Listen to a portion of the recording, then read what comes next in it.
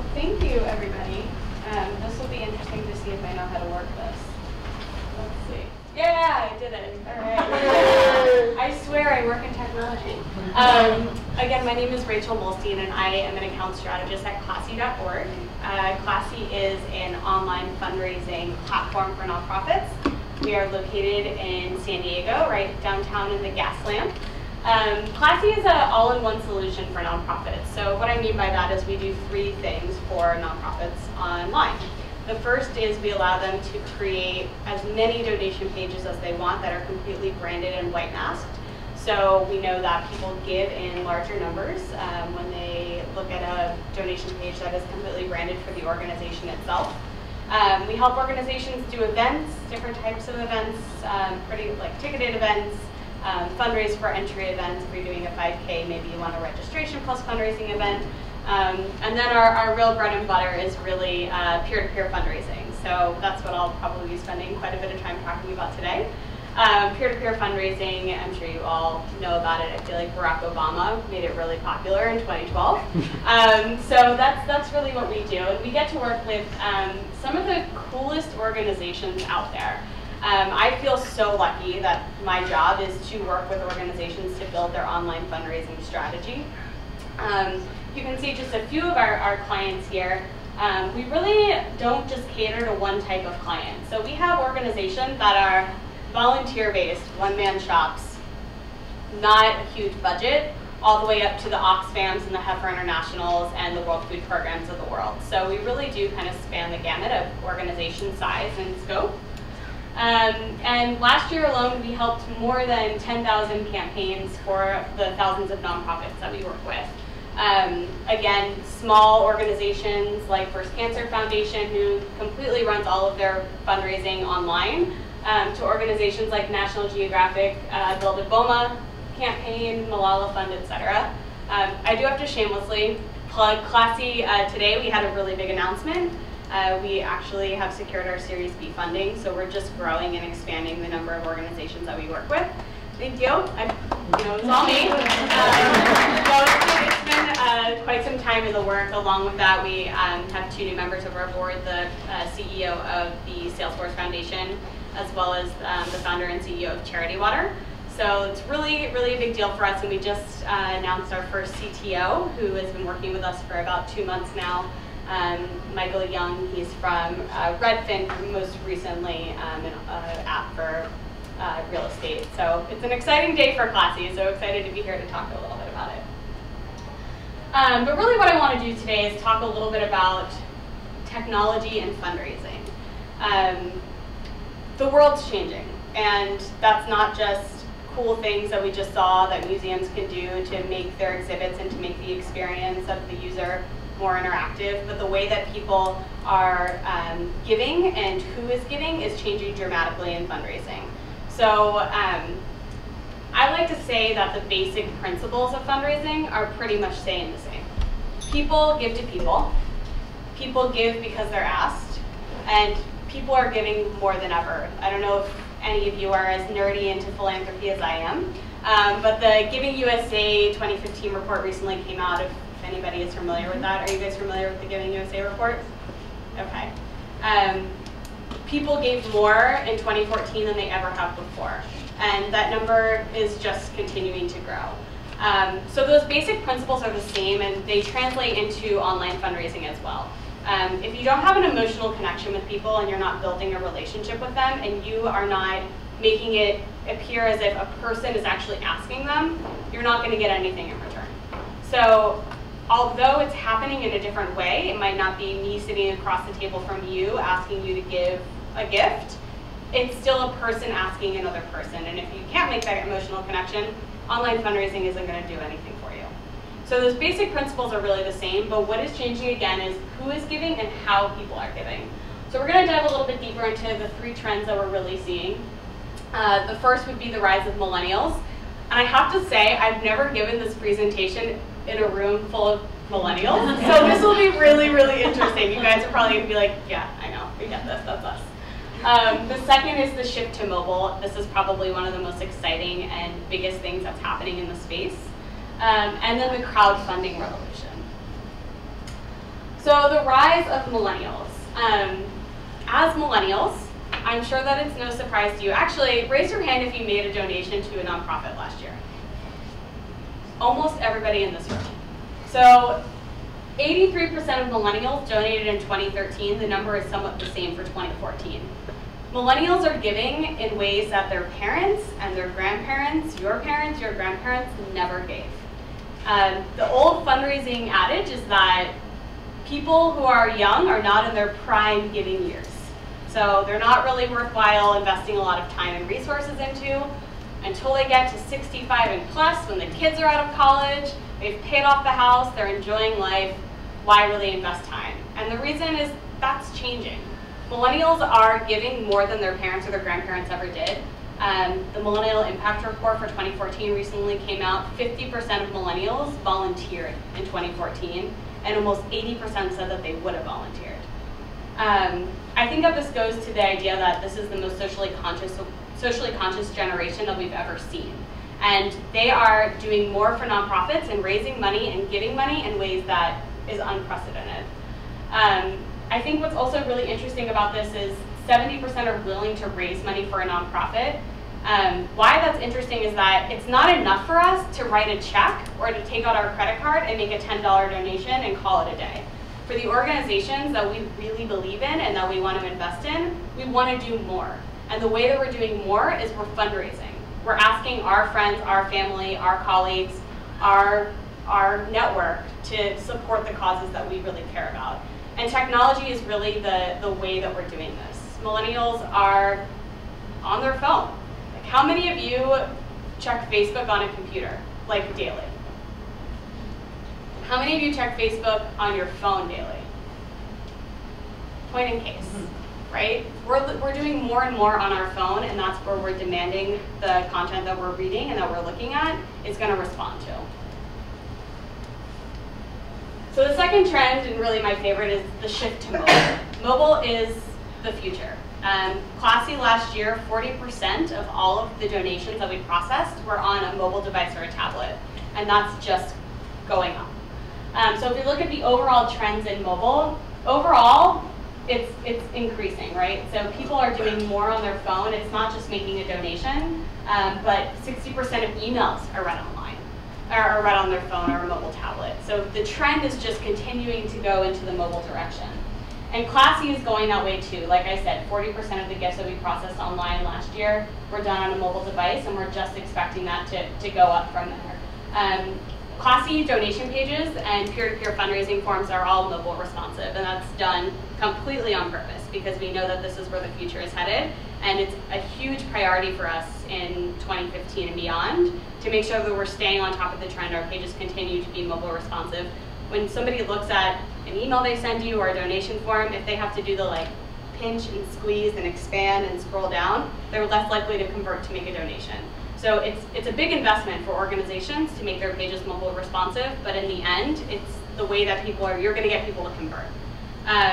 You have about 8 seconds when somebody opens an email to read it and to do something, to respond to that call to action. If it's not mobile responsive, you're losing that opportunity. If it's too hard for people to have to do the pinch and the squeeze and the scroll, they're less likely to do it. But it's not just happening in fundraising, right? It's not just happening in fundraising. People are looking at their phone on Facebook. Let's look at user content delivered by ESPN, right? Something that people all the time are on their phones reading. Over 50% of content that's read on ESPN is done on mobile. Let's take it one step further. In China, 80% of content that's read is done on a mobile device. So it's not just in fundraising, it's across the board. It's for heavy content generators like ESPN, the New York Times, and entire countries. This is just where the world is going. And our third trend is the crowdfunding revolution. So, like I said, right, Barack Obama, I like to give him credit for really bringing crowdfunding to the surface in 2012. Classy, we've been doing it for much longer than that. But the crowdfunding revolution is not only changing the way that people are giving, empowering people to give, but the crowdfunding revolution is also allowing organizations in ways that they never imagined to grow their base. So at Classy, we look at it two ways. We look at crowdfunding and we look at peer-to-peer as two separate but equal things. So crowdfunding to us is what we call single tier giving. So Indiegogo, Kickstarter, platforms like that have really made this popular. The crowdfunding revolution is single tier in which you, the organization, put together a donation form or a campaign page, and you send it out to your network. And that's where it stops. So you know who your supporters are. You can send it to them and have faith that maybe they'll share that, what you created, with other people and fundraise. And in some instances, it's entirely effective. Peer-to-peer fundraising is taking that one step further. So you, the organization, create the campaign. And rather than asking those most staunch supporters of your organization to share a page that you've created, you're asking them to create their own fundraising page and tap into their friends and family, their network, and make an appeal directly from them to support their campaign. And why is this effective? Because people give to people. People give to people that they know. So it's one thing for you, the organization, to reach out to somebody and say, hey, support this awesome thing that we have going. But it's something completely different to have your supporters say, I really care about the San Diego Zoo because when I was 5 years old, I remember going to the zoo for the first time with my parents and seeing the panda bears and knowing that I wanted to work at the San Diego Zoo when I grew up. Please support my organization. Please support this organization. It's something completely different. You're making that personal connection and you're empowering your supporters with a platform to do that. So not only are you giving these people a way to do that, millennials in particular really latch on, as we see, to this idea of peer-to-peer fundraising, but you're in turn growing your supporter base. So you're getting people that you didn't even know to give to your organization and feed into your donor acquisition pipeline. There's still a ton of work you need to do on your end to educate these people, to steward them, to cultivate them more so that they become a donor to you, the organization, and not just to their sister or brother or friend. But it's incredibly effective.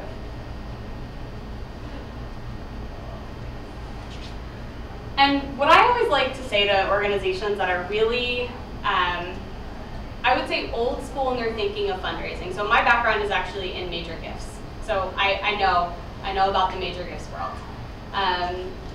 What I think is really interesting, though, is that a lot of times our smaller donors can become a secondary thought because they're not generating as much in one ask as some of your major donors are. But with peer-to-peer fundraising and with technology, you are empowering these smaller donors to become your major donors.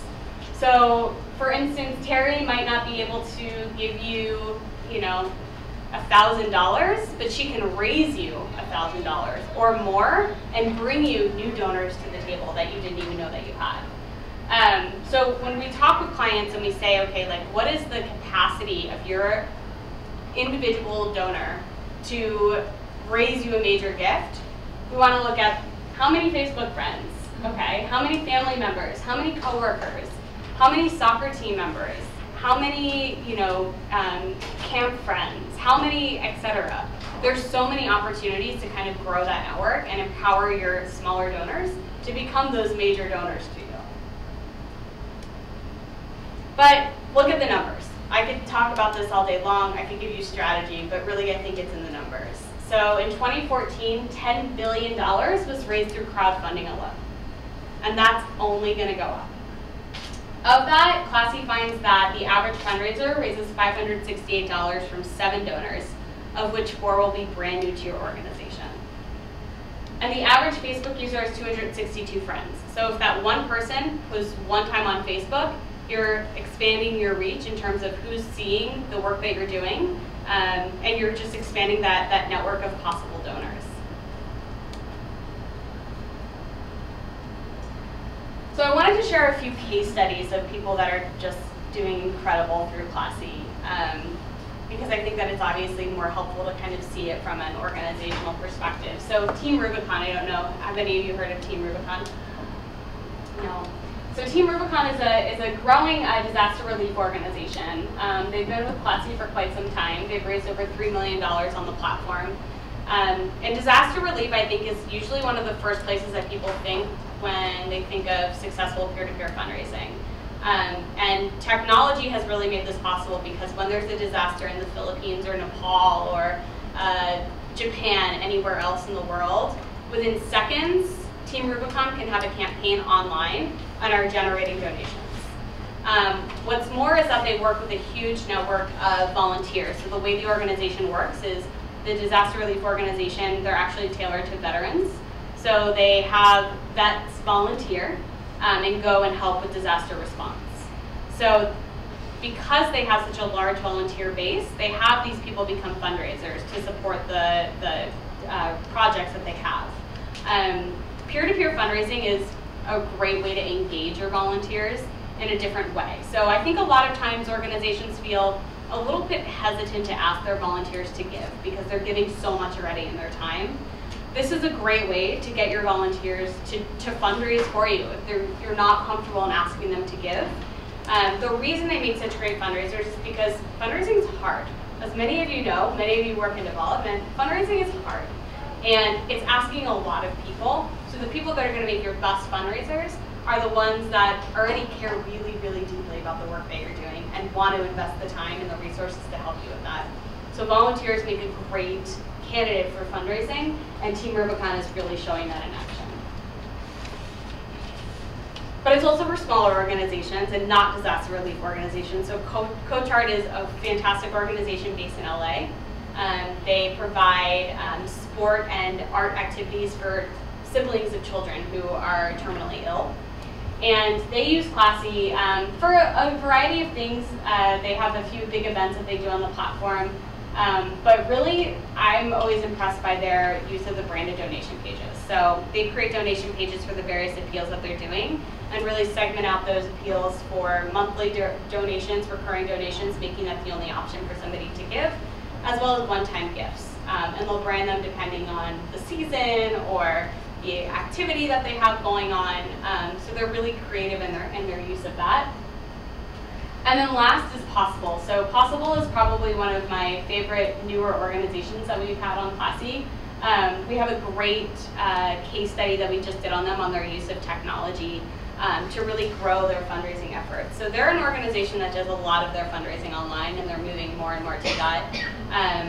They build hospitals. They are building actually right now a teaching hospital in Nepal. And they created an entire recurring giving campaign specifically online to fund this program. And they did that through using Classy APIs. So really bringing the success of their fundraising initiatives in really dynamic ways onto their website. So they're not just tracking things like dollars raised, but number of recurring donors. So that you know your donor, recurring donor number 400 or whatever it might be, letting people feel like they're part of that network. They're also using technology. They use Salesforce, and they're also using technology so that they're better able to track and understand the impact that they're having so that they can talk about that impact to their donors. So more and more people obviously want to know the direct impact that their dollars are having, and they're using technology and systems to allow them to do that. They launched their recurring giving campaign in December, so rather than doing just a general appeal at the end of the year, which most organizations do, they used it as an opportunity to launch a recurring giving program at the end of the year. And they've seen a 218% increase in the number of people that become recurring donors. I think part of it is the beautiful website that they've designed, the use of the API calls to show their impact, and also the time of year that they really kind of launched their campaign. That's all I have.